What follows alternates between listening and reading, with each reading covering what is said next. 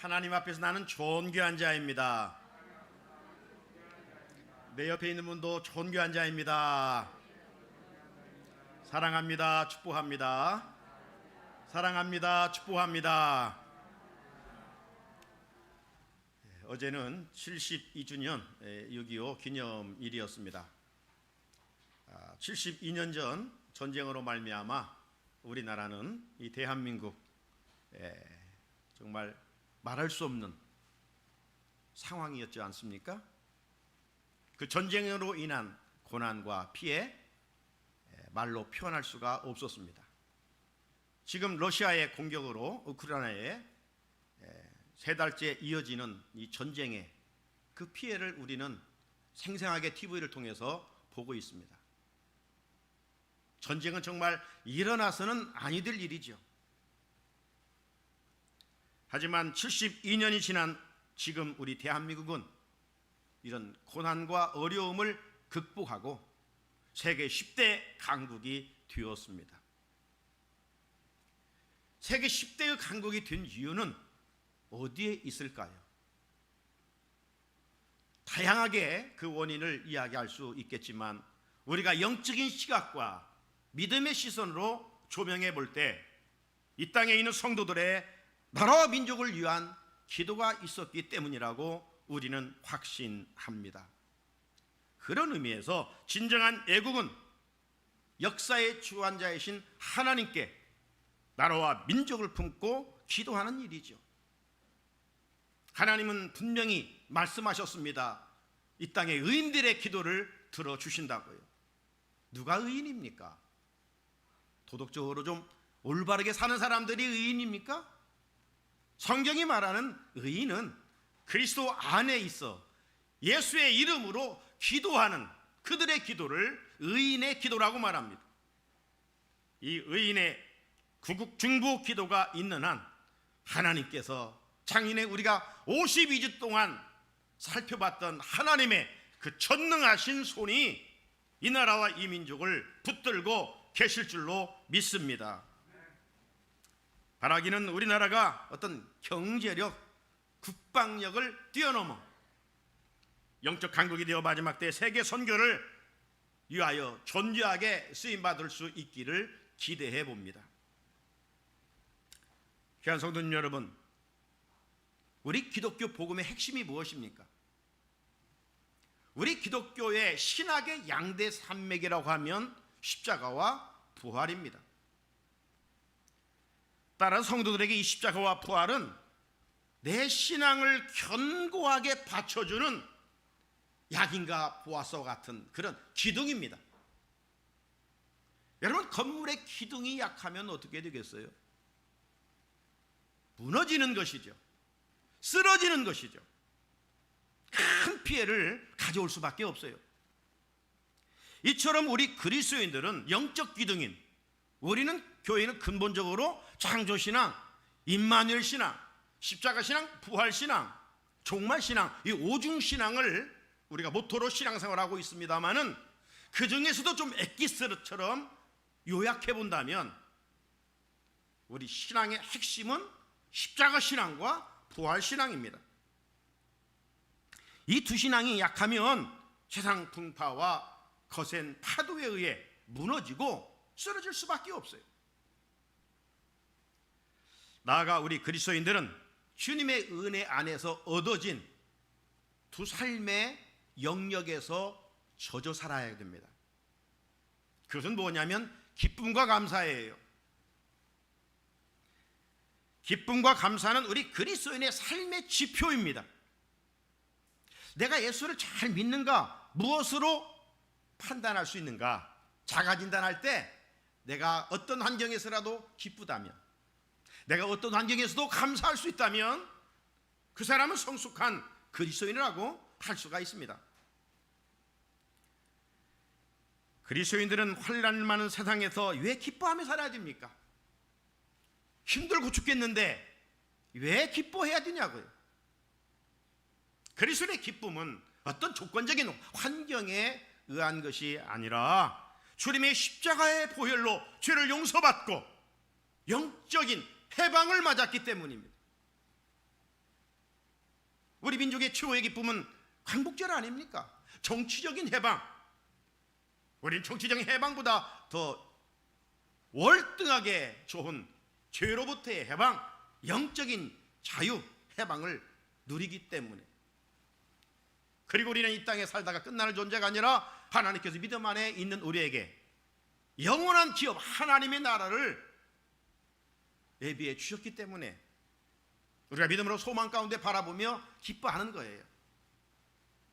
이렇게 살다가 썩어질 육신으로 끝난다면 기뻐할 것도 없어요. 착하게 살아갈 이유도 없어요. 하지만 환난 중에도 우리가 기뻐할 수 있는 이유는 바로 하나님의 자녀 삼으셔 주심과 천국에 대한 약속이 분명하기 때문에. 할렐루야. 이거죠 뭐. 그렇기 때문에 기뻐하라는 거예요. 그래서 바울은 감옥에 갇혀 있었지만 밖에 있는 차유자들을 향해서 항상 기뻐하라. 승리자의 모습은 어때요? 승리자의 모습은 항상 고개를 들고 기뻐하는 겁니다. 패배자는 고개 떨구고 소망이 없어요. 기쁨이 없어요. 우리는 어떤 경기에서 이긴 자가 아닙니다. 어떤 세상의 그 무엇에 싸워 이긴 자가 아니라 죽음을 이긴 자들. 죽음을 이긴 자들. 얼마나 기뻐해야 됩니까? 그러므로 기쁘게 살아야 돼요. 동시에 우리 그리스도인들은 감사하며 살아야 돼요. 감사하며 살아야 돼요. 왜 감사하며 살아야 돼요? 당연한 것 하나 없이 우리 찬양 많이 불렀던 것처럼 모든 것이 은혜이기 때문입니다. 하나님의 은혜를 모르면, 자녀가 부모의 은혜를 모르면 맨 원망의 불평입니다. 이처럼 우리가 영의 아버지이신 하나님의 은혜를 알면 광야 같은 세상을 살아가지만 감사할 수 있는 것이죠. 불평을 멈출 수 있는 것이죠. 우리의 믿음을 무너뜨리는 악한 마귀는 우리로 하여금 자꾸 힘든 세상에 주목하게 만듭니다. 힘든 세상을 바라보게 만들어요. 그래서 어떻게든지 마귀가 원하는 원망과 불평을 쏟아놓고 패배자의 삶을 살게 만듭니다.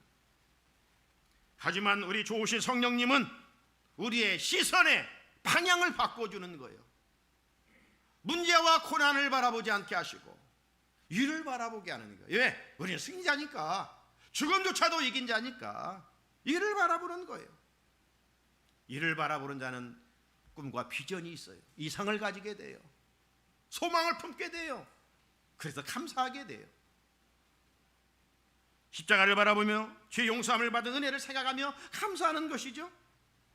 장차 누릴 기업을 생각하면서 감사하게 되는 거예요. 여러분 월세 살다가 내 집 장만하에 한번 이제 날짜 받아놓고 간다고 생각해 보십시오. 마음이 기쁨이잖아요. 감사함이 있잖아요. 어디 여행을 간다 생각해 보세요. 준비하면서 들뜨고 기쁨이 있고 감사가 있잖아요.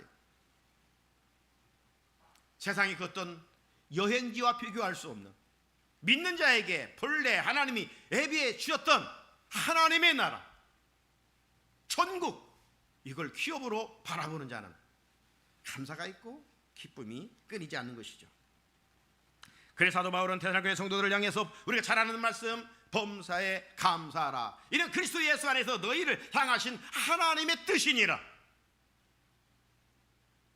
여러분, 하나님의 뜻이 뭐예요? 우리는 늘 기도하잖아요. 하나님 뜻 이루고 살고 싶습니다. 하나님의 뜻은 거창한 게 아니에요. 광야 같은 힘든 삶이지만 하나님 감사합니다. 감사합니다. 늘 감사하는 거예요. 예배 한 번 더 드린다고 그 신앙의 성숙한 존재가 아니라 삶의 자리에서 감사가 이어진다면 그는 진정한 거듭난 그리스도인이에요. 바울은 골로새 교회 성도들에게는 이렇게 말씀했습니다. 또 무엇을 하든지 말에나 일에나 다 주 예수의 이름으로 하고 그를 힘입어 하나님 아버지께 감사하라. 감사하라. 감사는 우리를 축복으로 이끌어가지만 우리 경험 속에 원망하고 불평하고 마음이 행복하던가요? 원망과 불평은 이 마음 상태입니다. 따라서 감사는 성령의 역사요, 불평은 마귀의 역사입니다. 농부는 씨를 뿌리며 심는 대로 거두는 거예요. 심지 않고 거두려고 하면 악한 농부죠. 적게 심고 많이 거두려고 한다면 나쁜 농부죠.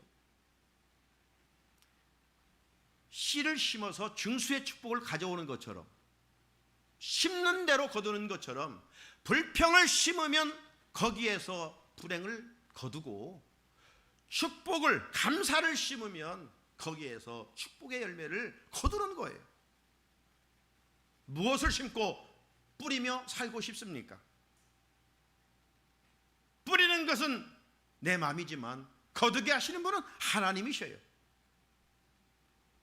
사랑하는 성도 여러분, 코로나19가 지속된 우리의 환경은 힘듦의 연속이었습니다.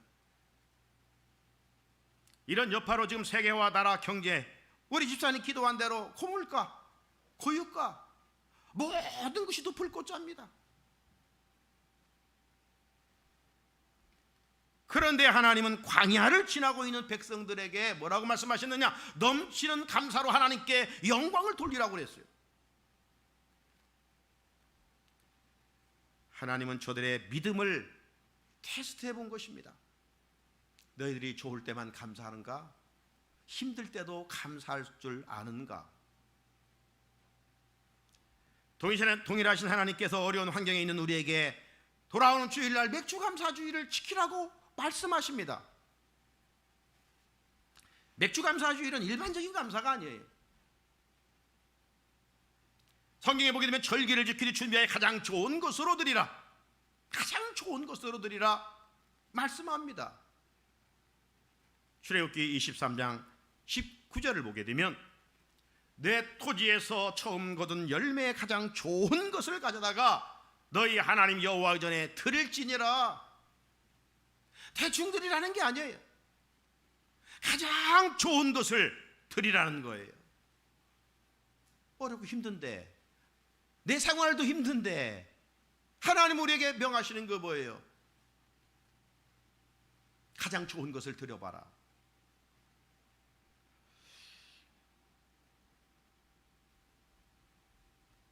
그러므로 감사는 축복의 씨앗입니다. 그래서 오늘 하나님께서 우리가 계속되는 이 디모데전서 강해를 지금 오늘 4번째인데, 오늘 말씀의 제목이 뭡니까? 바울의 감사와 찬양입니다. 그렇다면 바울은 무슨 이유로 하나님께 감사하고 찬양했을까요? 감사 시즌 전반기를 돌아보면서 맥주 감사절을 한 주간 앞둔 우리에게 주시는 하나님의 말씀입니다. 바울의 감사는 첫째, 직분을 맡겨주심에 감사였습니다. 자, 12절을 같이 한번 읽어볼까요? 자, 큰 소리로 시작. 나를 능하게 하신 그리스도 예수 우리 주께 내가 감사함은 나를 충성되이 여겨 내게 직분을 맡기심이니. 아멘. 여기서 바울의 첫 번째 감사 이유는 하나님께서 직분을 맡겨주셨기 때문이라는 거예요. 그것은 예수님께서 자신을 시상 충성할 수도 없었던 바울이었지만 충성되이 여겨서 직분을 주셨다. 이게 나의 나됨은 하나님의 은혜라는 것이죠. 세상 사람들은 특별한 일만 감사하고 어떤 큰 일에 대한 감사만 있습니다. 왜 그러는가? 모든 일에 큰 일만 감사하는 것은, 모든 것은 내가 했기 때문이라는 겁니다. 내가. 하지만 우리 그리스도인들은 어떻습니까? 크든 작든 모든 일을 한 후에 모든 것이 다 하나님의 은혜였습니다, 고백하는 거예요. 기독교 2000년 역사에서 바울만큼 주님의 교회와 하나님의 나라를 위해 수고한 사람은 없지요. 그런데 바울은 그 많은 일을 할 수 있었음의 그 원천은 무엇이냐? 그 에너지는 무엇이었느냐? 자신의 능력이 아닌 주님의 능력이었다라고 고백합니다. 나를 등하게 하신 그리스도 예수 우리 주께, 이렇게 고백하고 있지 않습니까? 주님께서 바울에게 은혜와 능력을 주셔서 귀한 그 사명을 감당하도록 하였던 거예요. 그래서 감사할 수밖에 없었던 것이죠. 우리는 바울 사도의 이전의 삶을 우리는 즉 사울의 때를 한번 기억해 보십시오. 사울은 어떤 사람이었습니까? 13절에서 고백하고 있는 대로 비방자요, 박해자요, 폭행자였습니다. 이런 사울을 부활하신 주님께서 다메섹 도상에서 나타나셔서 강권적으로 역사해 주셨고 회개시켜 주셨어요. 그리고 사도로 부르셔서 능력을 주셔서 하나님을 위해 충성된 일꾼으로 사용해 주셨습니다. 죄인 중에 죄인인 자신을 구원해 주신 것도 감사한데 귀한 직분까지 주셨으니 감사할 수밖에 없는 거예요. 받을 자격이 없는데 정말 겨우 어떻게 해서 하나의 복을, 은혜를 받을 수 있는 존재인데 또 하나, 아니 셀 수 없는 복을 주셨다면 감사할 수밖에 없는 거 아니겠어요? 바울은 하나님과 관계 속에서 그렇게 고백하고 있는 거예요. 여러분, 직분이라고 하는 건 뭐예요? 이 원래 의미는 봉사입니다. 봉사, 섬김입니다. 종이 주인을 시중드는 것을 디아코니아, 섬김, 봉사라고 그래요. 직분은 섬김입니다. 그러므로 교회 안에서든 모든 우리의 직분은 섬김과 초점에 맞춰져 있을 때 하나님이 기뻐하시는 거예요. 사랑하는 성도 여러분, 우리 그리스도인은 먼저 감사하는 사람입니다. 감사의 조건은 세상 사람들과는 다릅니다. 성도의 감사는 구원해 주셨기에 감사하는 것이고 허물도 많은 나를 충성되이 여겨 귀한 직분을 맡겨 교회를 섬길 수 있게 해 주신 일이에요. 우리 신앙생활 속에서 직분에 대한 감사가 약하면 주님의 몸된 교회의 충성심도 약해질 수밖에 없는 것이죠. 반대로 직분에 대한 감사의 마음이 늘 부유하면, 가득하면 힘들어도 어려워도 주의 몸된 교회, 나 같은 것이 무엇이간데 이런 은혜를 주셨는가 생각하면서 헌신의 자리에 있게 되는 것이죠. 남이 알아주든 알아주지도 않든 기쁨으로 섬기는 거예요. 교회의 직분은 계급장이 아닙니다. 마가복음을 소복음이라고 하는데, 소는 일생주의를 위해서 일하고 죽어도 사람을 즐겁게 하잖아요. 건강을 책임져 주잖아요. 이런 것처럼 우리의 직분은 소처럼 일하라고 주신 사명입니다. 이 사명을 망각할 때 교회의 질서를 깨트리고 교회를 어지럽히게 되는 거예요. 그렇게 되면 받은 직분이 축복의 통로가 아니라 징벌의 통로가 되는 것입니다. 교회를 통해 하나님 주신 직분을 어떻게 감당하고 있습니까? 한번 내 자신을 살펴봅시다. 감사함으로 감당하고 있는지, 감사함으로 받고 충성하고 있는지. 감사함으로 받고 충성할 때 현세에도 하나님께서 복의 복을 더하실 뿐만 아니라 내세에도 상급과 면류관이 예비되어 있다라고 말씀하십니다. 2022년 전반기를 마무리하고 후반기 교회를 섬길 우리 사랑하는 성산의 직분자인 여러분, 주께서 이 시간 사랑으로 이렇게 우리 모두를 권면하십니다. 계시록 2장 10절, 내가 죽도록 충성하라. 그리하면 내가 생명의 관을 내게 주리라. 뭐든지 충성하는 자에게 보상이 있기 마련이죠. 직분을 맡겨주심에 감사하고 충성하여 주께서 예비하신 상급받는 우리 성산의 성도들이 되시기를 주의 이름으로 축원합니다. 둘째, 바울은 왜 감사했느냐? 긍휼히 여겨주셨음에 감사했어요. 긍휼히 여겨주셨음에 감사. 자, 13절을 같이 읽어볼까요? 시작. 내가 전에는 비방자요 박해자요 폭행자였으나 도리어 긍휼을 입은 것은 내가 믿지 아니할 때에 알지 못하고 행하였음이라. 아멘. 오늘 본문은 사도 바울의 간증문입니다. 사도 바울의 간증문이에요. 제가 교회 부임하니까 저 방송실에 뭐 테이프가 엄청 많더라고요. 그 도대체 이게 무슨 테이프인가 보니까 여러분이 간증했던 그 간증들이 막 녹음되어 있더라고요. 여러분은 지금 예수 믿으면서 어떤 간증을 갖고 있습니까? 우리 어디에서든지 간증할 수 있어야 돼요. 그런데 우리는 간증하면 막 어렵게 생각해요. 내가 뭘 간증해? 그런데 여러분, 간증이라는 건 간단합니다. 뭐예요? 예수 믿기 전에 나는 이런 사람이었습니다. 누구를 통해서 예수를 믿게 됐습니다. 예수 믿고 여전히 부족하지만 이런 부분이 변화되었습니다. 이겁니다. 과거, 현재, 미래예요. 그리고 이렇게 살려고 애쓰고 있습니다. 얼마나 예수 믿으니까 행복한지 모르겠습니다. 예수 믿기 전의 삶, 누군가에 의해서 예수 믿게 됐다는 것, 그리고 예수 안에서 누리고 있는 은혜와 복을 이야기하는 거예요.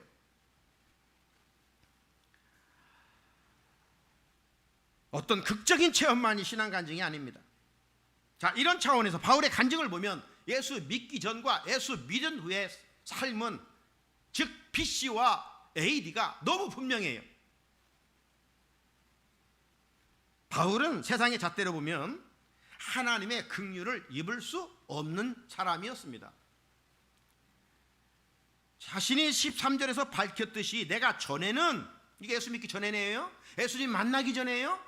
그때 바울은 어떤 사람, 사울이었을 때 비방자고 박해자고 폭행자였다는 겁니다. 여러분, 남 앞에서 자신의 수치를 드러낸다는 건 쉽지 않아요. 그런데 오늘 바울은 자신의 그 죄악된 모습을 아주 심층적으로, 강하게, 삼중적으로 표현하고 있어요. 여기 비방자란 말은 원어로 자기 입으로 하나님의 명예를 더럽히는 걸 말하는 거예요.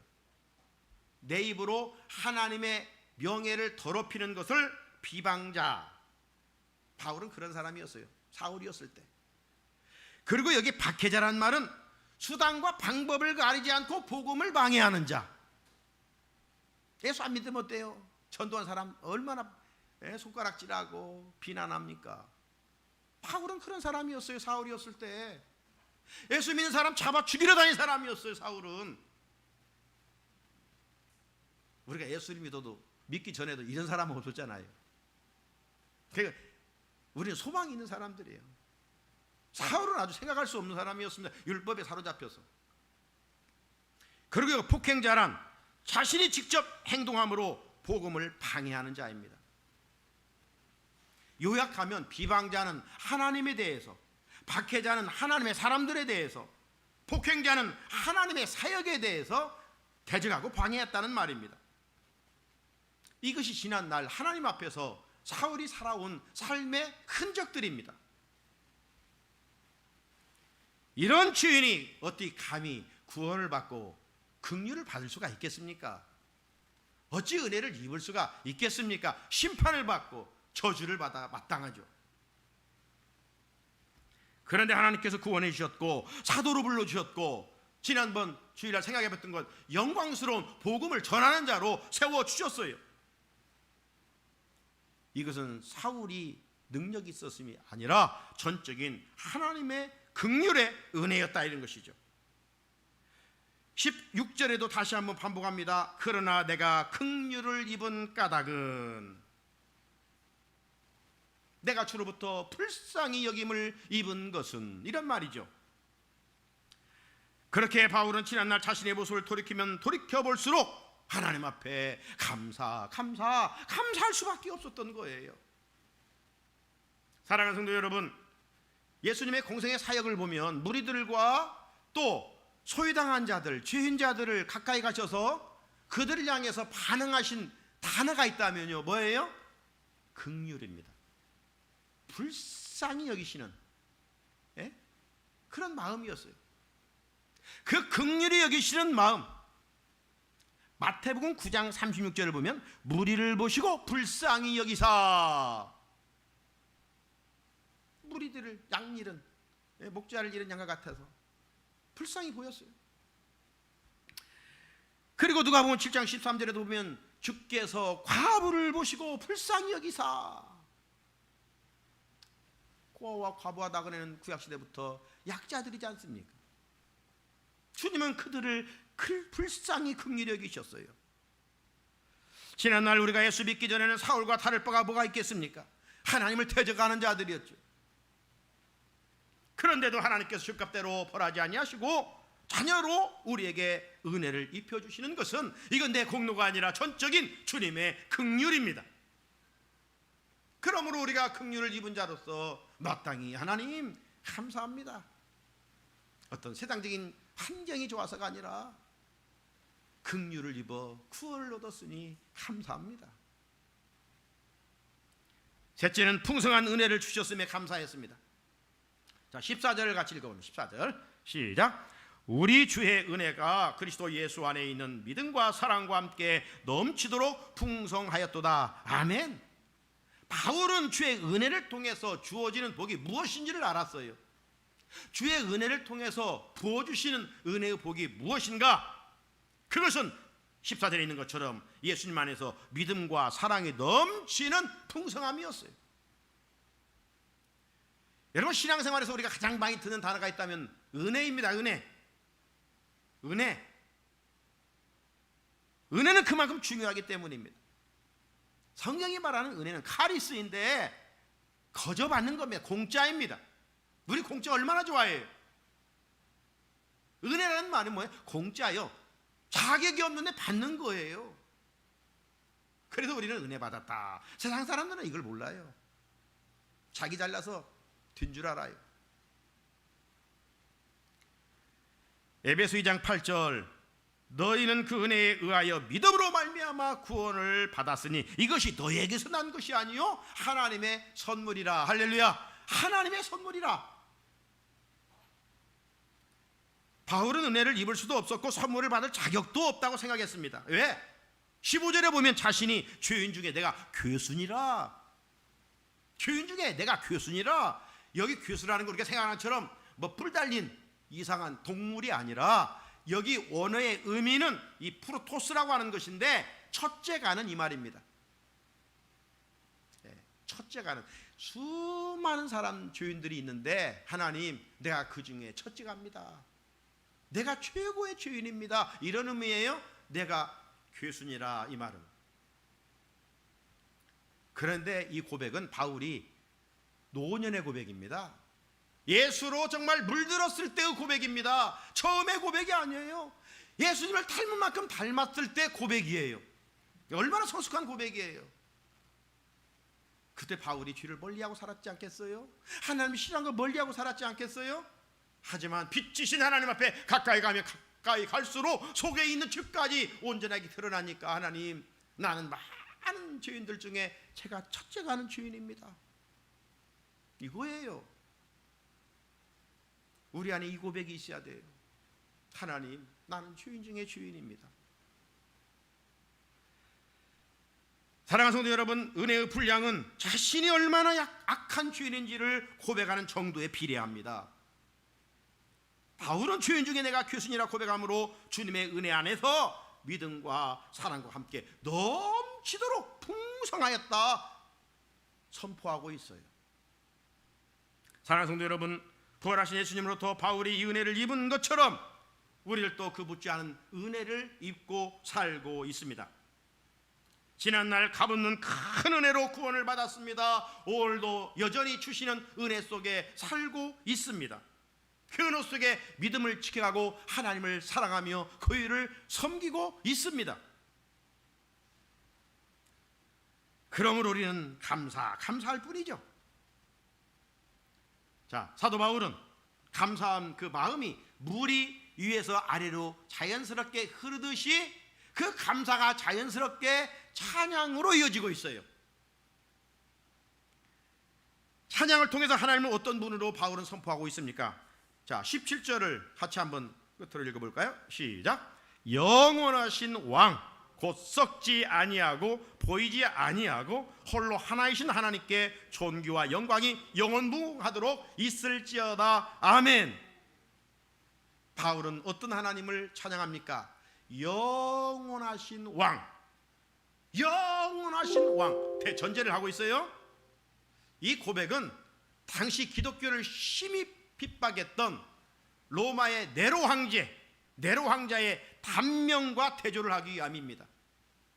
로마 제국의 네로 황제가 천년만년 로마 제국을 이끌고 갈 수 있는 것처럼 사람들의 눈에 보였지만 하나님이 악인은 겨와 같이 흩으신다고 했잖아요.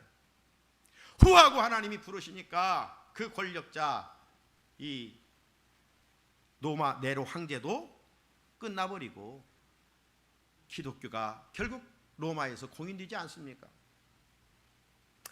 바울은 이것을 통해서 세상 왕들은 보이는 세계만 통치하다가 끝나버리지만 이 영원하신 우리 하나님은 보이는 부분과 보이지 않는 세계 모든 곳을 통치하시는 왕이심을 고백하고 있는 거예요.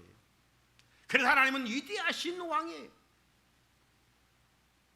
그렇게 바울은 하나님의 은혜에 감사하여 영원하신 왕 여호와 하나님 대해서 이렇게 찬양하고 있습니다. 첫째, 썩지 아니하시는 하나님, 썩지 아니하시는 하나님을 찬양해요. 찬양은요 경배와 동일한 겁니다. 오늘 예배가 경배고 찬양이에요. 우리 하나님은 경배받으실 유일한 대상입니다. 왜 그렇습니까? 피조물은 다 썩고 쉬하기 때문에 찬양과 경배의 대상이 될 수가 없어요. 오직 영원하신 하나님, 썩지 않으신 하나님만이 세세토록 찬양받으시기에 합당하신 분이셔요. 그래서 사도 요한은 요한계시록 5장 12절에서 큰 음성으로 이르되 죽임을 당하신 어린 양은 능력과 부와 지혜와 힘과 존귀와 영광과 찬송을 받으시기에 합당하도다 하더라 찬양했습니다. 시편의 시인도 145편 1절 3절에 보면 왕이신 나의 하나님이여 내가 주를 높이고 영원히 주의 이름을 송축하리이다. 날마다 주를 송축하며 영원하신 주의 이름을 송축하리이다. 왜? 여호와는 위대하시니 크게 찬양할 것이다. 그의 위대하심을 측량하지 못하리로다. 시인의 찬양이 오늘 우리의 찬양이 되어야 될 줄로 믿습니다. 둘째, 보이지 않으신 하나님을 찬양했어요. 영원하신 영이신 하나님은 보이지 않으죠. 보인다는 것은 창조주 하나님에 의해서 만들어진 것들입니다. 사람이 손으로 만든 보이는 것은 그러므로 신으로 섬기며 절할 수 없는 것이죠. 세상 이방 종교는 다 그런 것들이에요. 사람 손에 만들어진 건 생명이 없어요. 그래서 우상을 섬기는 것은 어리석은 거예요. 시편 135편 15절을 보면 열국의 우상은 은금이요 사람의 손으로 만든 것이라. 에레미야 51장 17절에도 보면 사람마다 어리석고 무시가도다 금장색마다 자기가 만든 신상으로 말미암아 수치를 당하나니 이는 그 부어 만든 우상은 거짓이요 그 속에 생기가 없음이라. 우상을 섬기는 자는 수치를 당할 뿐입니다. 그러므로 구원받는 자는 마땅히 보이지 않으시는 영원한 왕을 찬양해야 합니다. 또 하나는 홀로 하나이신 하나님을 찬양했어요. 바울은 하나님이 다른 신과 비교할 수 없는 유일하시고 초월적이신 유일한 경배의 대상임을 강조하고 있습니다. 그래서 에베소 4장 6절에 하나님도 한 분이시니 곧 만유의 아버지시라. 만유 위에 계시고 만유를 통일하시고 만유 가운데 계시도다. 우리도 한 분이신 여호와 하나님을 마음과 뜻과 정성을 다해 찬양하며 경배해야 합니다. 사랑하는 성산의 성도 여러분, 왜 감사하고 찬양해야 합니까? 영원하신 하나님이 죄인인 우리를 사랑하셔서 구원해 주셨을 뿐만 아니라 직분을 주셨기 때문이요 긍휼히 여겨 주셨기 때문이요 풍성한 은혜를 주셨기 때문입니다.